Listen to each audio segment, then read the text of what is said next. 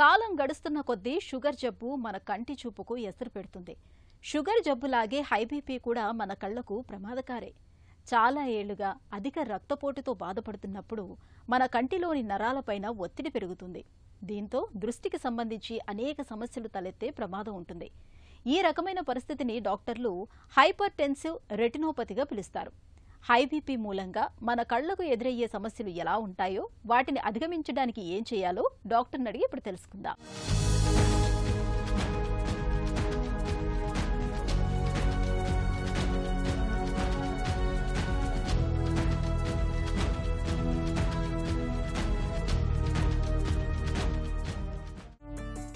Hyper tensive retinopathy అంటే ఏంటి? ఎక్కువ బ్లడ్ ప్రెషర్ ఉన్న వాళ్ళల్లో రెటీనాలో వచ్చే మార్పులను హైపర్ టెన్సివ్ రెటినోపతి అంటారు. ఈ హైపర్ టెన్షన్ అనేది రక్తనాళాలకు సంబంధించింది. ఈ రక్తనాళాలు ఏమవుతాయంటే ఫస్ట్ స్టేజ్లో ముడుచుకుపోతుంటాయి. ఎందుకు? ఎక్కువ ప్రెషర్ వచ్చిందని రియాక్షనర్గా రక్తనాళాలు స్పాజానికి వెళ్తాయి, ముడుచుకుపోతాయి.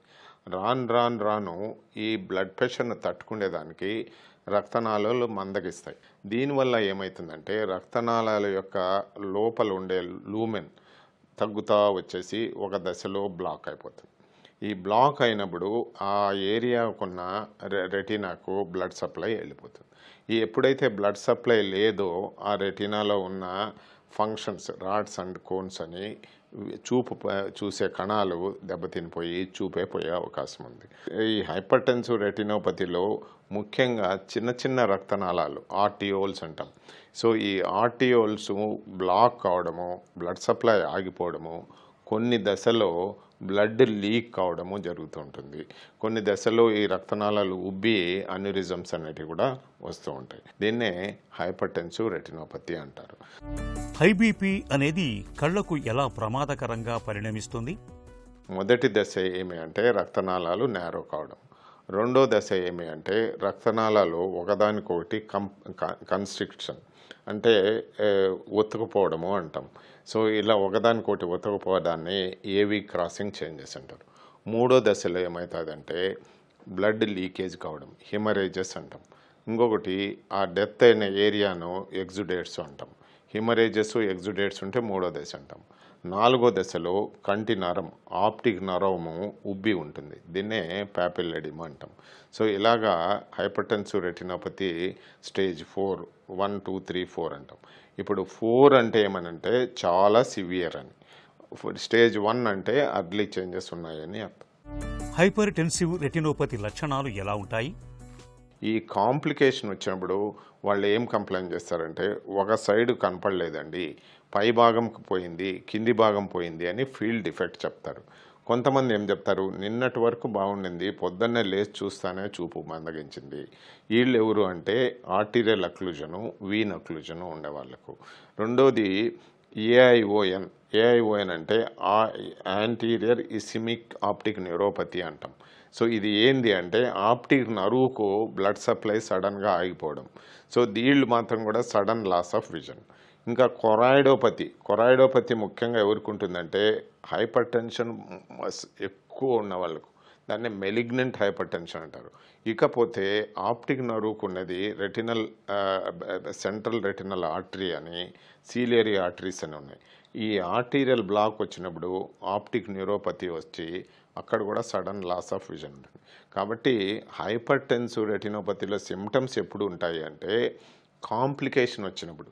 ఈ కాంప్లికేషన్స్ ఏమి అంటే మ్యాకులర్ ఎడీమా ఒకటి, రెటినల్ వీన్ అక్లూజన్ ఒకటి, రెటినల్ ఆర్టీరియల్ అక్లూజన్ ఒకటి, న్యూ వెజల్స్ వచ్చేసి బ్లడ్ కారడం, విట్రియస్ లోపల బ్లడ్ కారడం ఒకటి, రెటీనా ఊడిపోవడం ఒకటి, ట్రాక్షనల్ రెటినల్ డిటాచ్మెంట్ అంటారు.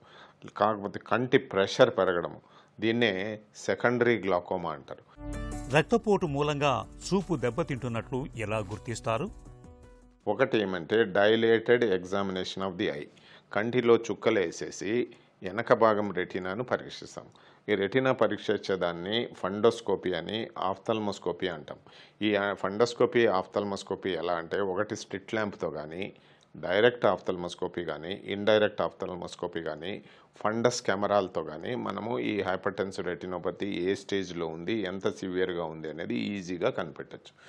స్పెషల్ టెస్టులు ఎప్పుడు అవసరము అంటే మ్యాకులా అనేది ఉబ్బిందా లేదా, దాన్ని మ్యాకులర్ థిక్నెస్ కనుక్కునేదానికి మనకు ఓసిటీ అనే పరికరం ఉంది. ఈ ఓసిటీతో మనం కనుక్కోవచ్చు. సపోజ్ మీకు ఒక ఏరియా బ్లడ్ సప్లై తగ్గిపోయింది, ఒక ఏరియాలో కొత్త రక్తనాళాలు ఉన్నాయి అని తెలుసుకోవాలంటే మనము యాంజియోగ్రఫీ అనేది ఉంది. ఫ్లోరసిన్ యాంజియోగ్రఫీతో ఆర్ ఫండస్ యాంజియోగ్రఫీలో మనం ఏ భాగంలో బ్లడ్ సప్లై ఆగిపోయింది, ఏ భాగంలో బ్లడ్ సప్లై బ్లడ్ లీక్ అవుతుంది అనే దానికి ఫండస్ ఫ్లోరసిన్ యాంజియోగ్రఫీ అనేది చేస్తాం. లేదు కంటి లోపల ఆల్రెడీ రక్తస్రావం జరిగిపోయింది, కన్నంతా బ్లడ్తో నిండింది, విట్రియల్ హెమరేజ్ అంటే దానికి బీ స్కాన్ అనే పరికరంతో మనము ఎలా ఉంది, వెనక భాగం ఎలా ఉంది అనేది చూస్తుంటాం. వీళ్ళందరికీ ప్రతి వారికి కూడా ఇంట్రాఆక్యులర్ ప్రెషర్ అంటే గ్లాకోమా టెస్ట్, వీళ్ళందరికీ కూడా గ్లాకోమా టెస్ట్ మనం చేయడము జరుగుతూ ఉంటుంది. కాబట్టి వాట్ ఆర్ ది సైన్స్, ఎలా కనుక్కుంటారు హైపర్టెన్సివ్ రెటినోపతి అంటే, ఒకటి హిస్టరీ ఆఫ్ హైపర్ టెన్షను, రెండవది ఫండోస్కోపీ, దీంట్లో ophthalmoscopy, fundus photos, fluorescein angiography, O C test, B scan, ఈ పరికరాల ద్వారా ఈ హైపర్టెన్సివ్ రెటినోపతిని క్షుణ్ణంగా మనం కనుక్కోవచ్చు. హైపర్టెన్సివ్ రెటినోపతికి చికిత్స ఎలా ఉంటుంది? ఒకవేళ ఏదైనా బ్లాక్స్ ఉన్నాయని మనకు ఆఫ్థల్మోస్కోపీలో తెలిస్తే వీళ్ళకు ప్రిఫరబుల్గా బ్లడ్ థిన్నర్స్, యాంటీప్లేట్లెట్స్ అంటాం, ఎగ్జాంపుల్ యాస్పిరిన్, ఇలాంటివి లైఫ్ లాంగ్ చేయండి అంటాం. ఎందుకంటే ఫ్యూచర్లో బ్లాక్స్ రాకుండా. ఈ హైపర్టెన్సివ్ రెటినోపతి వాళ్లకు యాజ్ ఎ రొటీన్ మేము ఈ బ్లడ్ వెజల్ స్టడీ, దీన్నే కెరటిడ్ డాప్లర్ అంటాం, బ్లడ్ వెజల్ స్టడీ చేసినప్పుడు ఈ కెరటిడ్ బ్లాక్స్ మేము చాలా మాత్రం చూస్తూ ఉంటాము.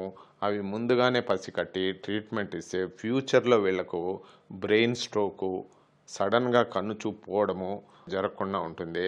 అందుకనే కార్డియాలజిస్టులు, ఫిజిషియన్స్ జనరల్గా వాళ్ళు మాకు పంపుతూ ఉంటారు. ఈ ఫండస్ ఎగ్జామినేషన్, ఆఫ్థాల్మిక్ ఎగ్జామినేషన్ అని రాస్తారు, మేము ఒక హింట్ ఇస్తుంటాం. సిమిలర్లీ ఈ టాక్సీమియా ప్రెగ్నెన్సీలో బీపీ వచ్చిన వాళ్ళకు, ఆ ప్రెగ్నెంట్ లేడీలకు ఈ ఐ కండిషన్ ఎలా ఉంది అని అడుగుతారు. ఎందుకు అంటే వాళ్ళ కొరాయిడోపతి, ఎగ్జుడేటివ్ డిటాచ్మెంట్ వస్తే వాళ్ళని ట్రీట్మెంట్కు చాలా జాగ్రత్తగా చేయడము, అవసరమైతే టెర్మినేషన్ ఆఫ్ ప్రెగ్నెన్సీ కూడా చేస్తూ ఉంటారు. అదుపు తప్పిన రక్తపోటుతో ఎప్పుడైనా ప్రమాదమే. మన చూపును కాపాడుకునేందుకు హై బీపీని అదుపులో ఉంచుకోవటం ఒక్కటే పరిష్కారం. ఇందుకు మందులతో పాటు ఆహార, వ్యాయామాల సాయం తీసుకోవాలి. తరచూ కంటి పరీక్షలు చేయించుకుంటూ ఉండాలి.